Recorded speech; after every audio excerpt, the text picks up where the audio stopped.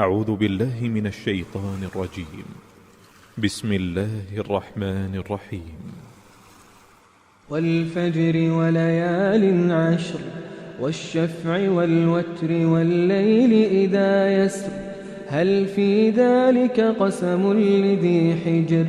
ألم تر كيف فعل ربك بعاد إرم ذات العماد التي لم يخلق مثلها في البلاد وثمود الذين جابوا الصخر بالواد وفرعون ذي الأوتاد الذين طغوا في البلاد فأكثروا فيها الفساد فصب عليهم ربك سوط عذاب إن ربك لبالمرصاد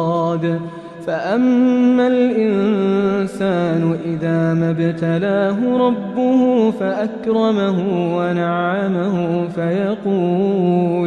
فيقول ربي أكرمن وأما إذا ما ابتلاه فقدر عليه رزقه فيقول ربي أهانن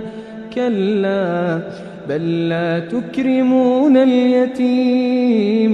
ولا تحاضون على طعام المسكين وتأكلون التراث أكلا لما وتحبون المال حبا جما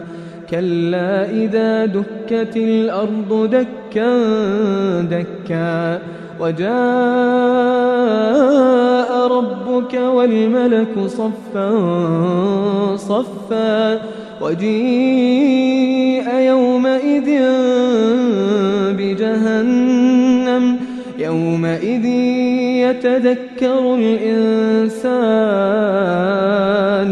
وأنى له الذكرى يقول يا ليتني قدمت لحياتي فيومئذ لا يعذب عذابه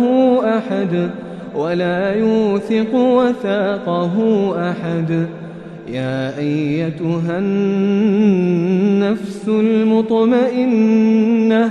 ارجعي إلى ربك راضية مرضية فادخلي في عبادي وادخلي جنتي.